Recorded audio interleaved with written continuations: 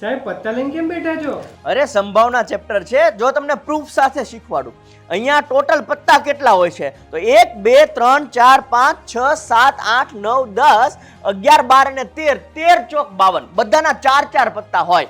Okay, એક કાળીનું હોય, એક ફલ્લીનું હોય, એક લાલનું હોય ને એક ચરકટનું હોય છે. તમને એવો પ્રશ્ન પૂછાય કે સાહેબ આ મોઢાવાળા કેટલા પત્તા હોય છે, ઓકે, મુખ મુદ્રાવાળા કેટલા હોય, તો તમે અહીંયા જોઈ શકો છો કે આ 4 ને 4 8 ને 4 12 પત્તા જે છે એ મુખ મુદ્રા વાળા હોય, એટલે 52 માંથી 12 કાઢી નાખો ને તો 40 પત્તા મુખ મુદ્રા વગરના હોય.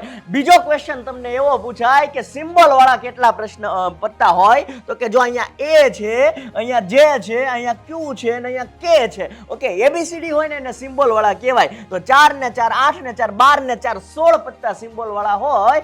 52 માંથી આ 16 કાઢી નાખો એટલે 36 પત્તા સિમ્બોલ વગરના હોય છે. તમને એમાં પૂછાય કે બધા જ પત્તા 4 હોય, એકો દૂડી તીડી બધા 4 હોય. ડન છે. પછી તમને એમ પૂછાય કે લાલ રંગના કેટલા, તો લાલ રંગના 52 ના અડધા એટલે કે 26 જે છે એ લાલ રંગના હોય, 26 જે છે એ કાળા રંગના હોય. પણ તમને પર્ટિક્યુલર પૂછે કે લાલીના કેટલા હોય, તો લાલીના 13, કાળીના 13, ફલ્લીના 13 અને ચરકટના 13.